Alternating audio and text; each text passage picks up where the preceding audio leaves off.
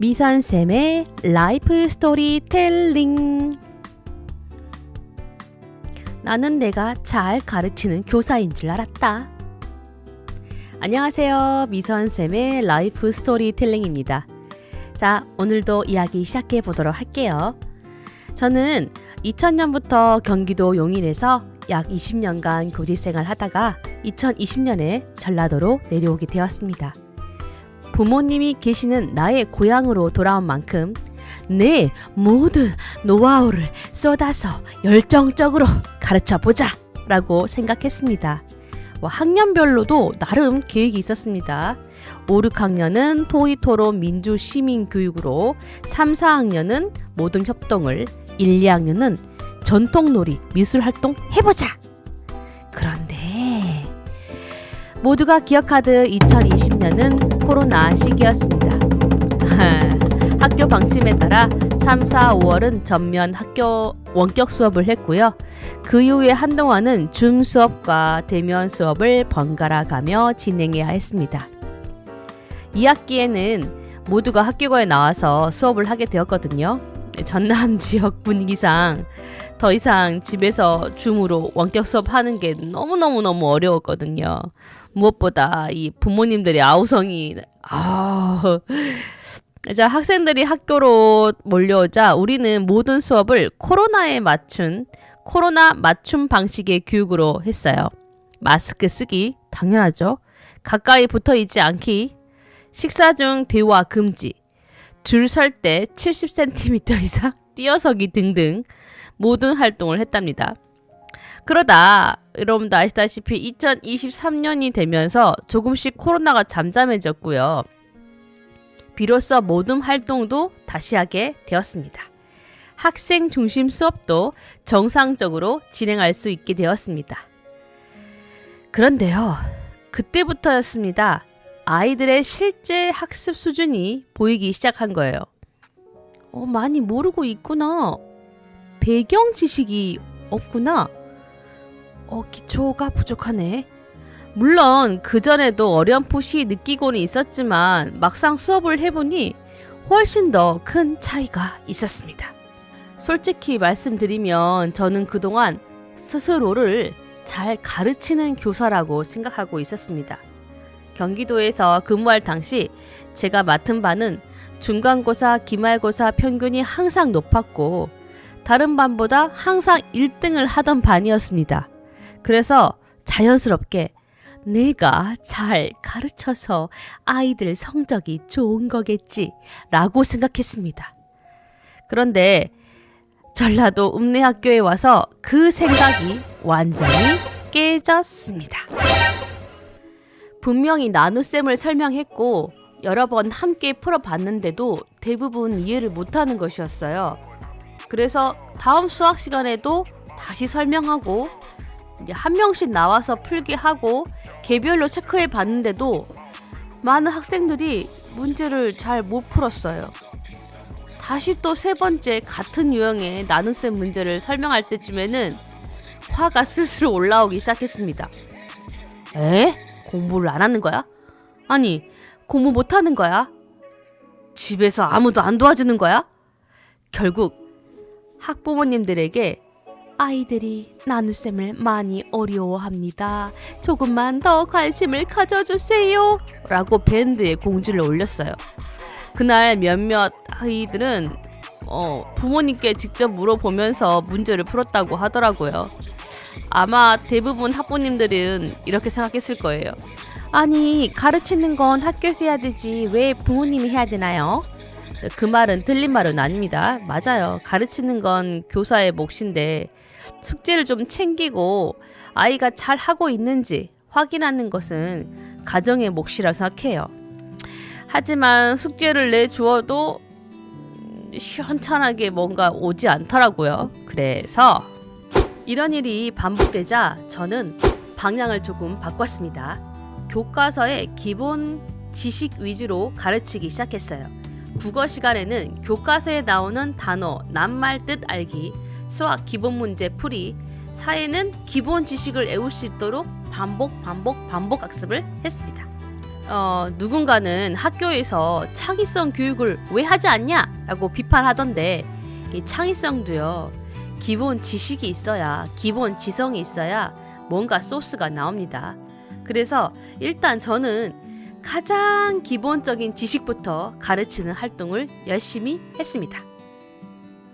예를 들어서 제가 예전에는 3학년 영어를 가르칠 때는 알파벳 수업을 간단하게 하고 바로 회화 중심의 그런 수업을 진행하거나 역할극을 많이 했거든요. 그런데 이제 3학년 친구들은 A, B, C, D부터 차근차근 체크를 하고 파닉스를 차근차근 체크하는 거 이런 게 되게 중요하더라고요. 그리고 국어도 문장을 읽고 글을 읽고 하는 그런 가장 기본적인 것부터 하는 게 중요했어요. 여러분도 아시겠지만 학년 초에 진단평가를 실시합니다. 전 학년 교육과정의 가장 기본적인 학습 내용을 시험 보는 거예요. 25개 문제 중에 15개 이하, 과목에 따라서 13개이면 이 학생들을 OBT라는 기초학력 향상을 돕는 온라인 프로그램에 이름을 등록합니다. 이 학생들 따로 관리해서 공부를 시키죠. 그리고 그 학생들은 학기 중에 다른 유형의 진단평가를 다시 보고 합격 또는 불합격이 나오면 그 결과를 교육청에 보고해요. 대부분은 통과하지만 여기 OBT라는 곳에 이름이 한번 등록된 친구들은 학습 무기력도 있고 학습 누적이 된 게 있기 때문에 또 진단평가의 커트라인에 걸릴 가능성이 많긴 해요. 제가 경기도에서 근무했을 때는 학교의 학생들은 진단평가를 보면 대부분 23개에서 25개를 맞았어요. 그런데 이곳에서는 25개를 다 맞는 학생이 거의 없고요. 대부분은 20개에서 22개 사이이고 17개 이하를 받는 학생도 몇 명씩 나옵니다. 그때 저는 좀 깊이 고민을 했어요. 이게 지역의 차이일까? 아니면 요즘 아이들 전체의 변화일까? 결론은 두 가지 모두라는 생각이 들었어요. 그리고 솔직히 지금은 예전보다 훨씬 더 잘 가르친다고 생각하거든요. 그간의 노하우를 살려서 설명도 더 명확하게 하고 핵심도 잘 짚어서 설명을 합니다. 대강 가르치거나 잘못 가르치고 있는 건 아니에요. 그런데 왜 경기도에서 20년간 가르쳤던 아이들의 성적은 잘 나왔나?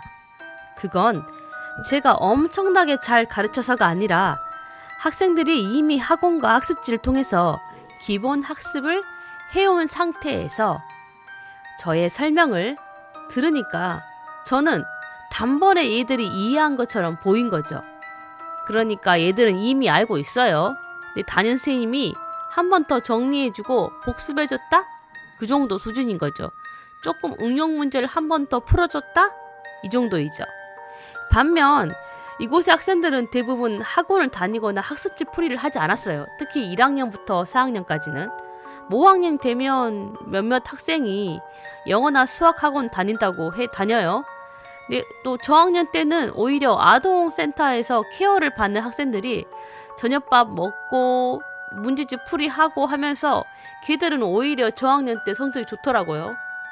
하지만 그 외의 학생들은요, 그렇게 막 특별히 공부를 하거나 온라인 학습 같은 거 있잖아요. 뭐 아이스크림이나 뭐 밀크티 뭐 이런 거 있잖아요.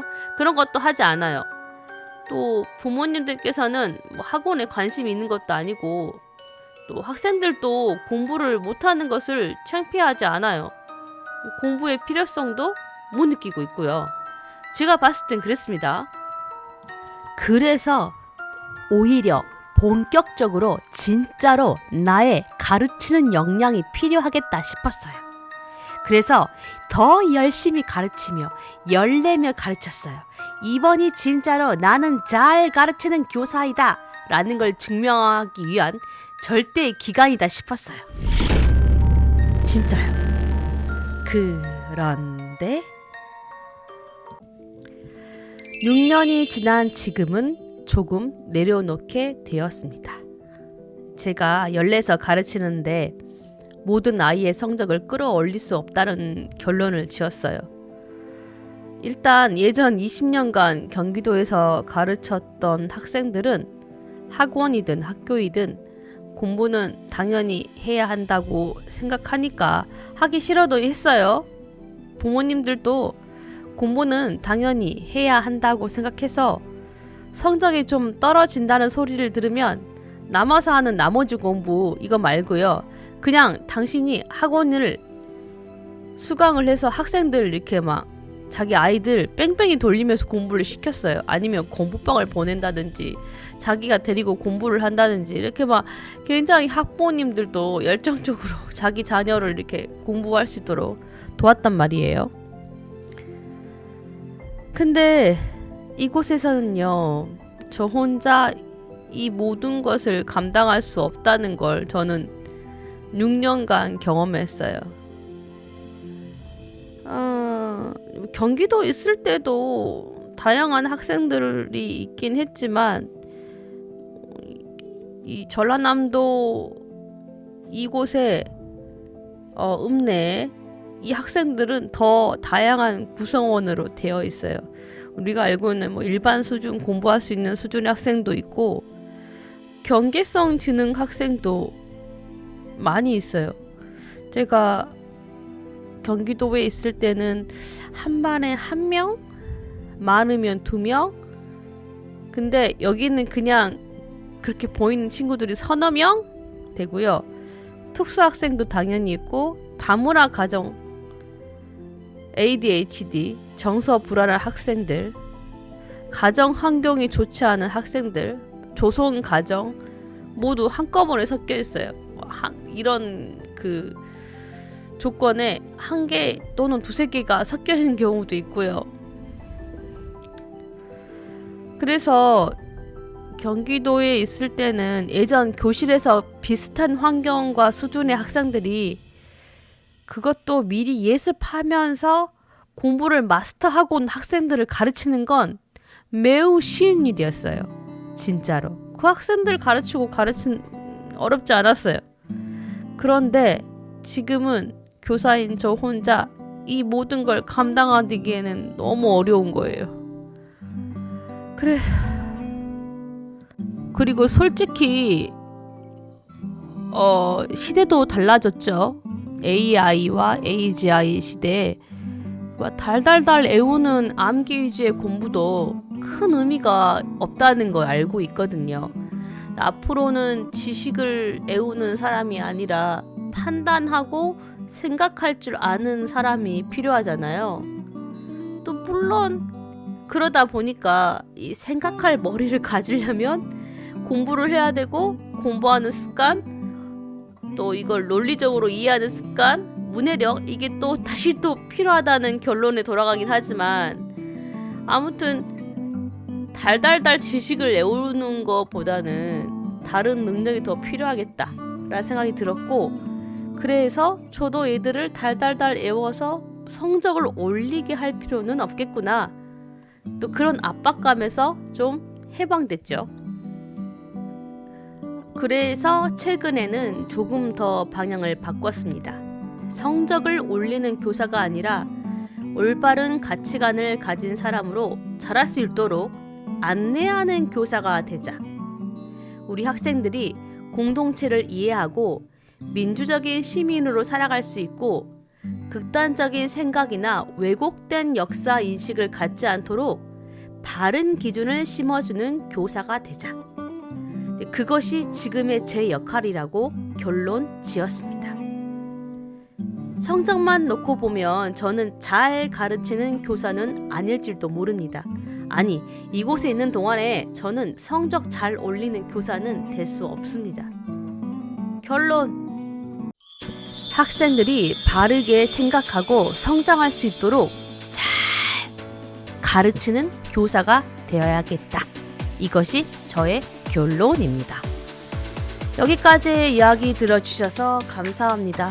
마지막으로 제가 존경하는 김구 선생님의 이미지 사진을 올리면서 마무리하겠습니다. 그리고 어설픈 노래 하나 불러볼게요. 한가람 씨의 반딧불 이 노래를요 저는 반딧불이 아니고 교사 별로 하겠습니다. 발음이 좀 이상하더라도 이해해주세요. 음성 이상해도 이해해주세요. 음악 큐.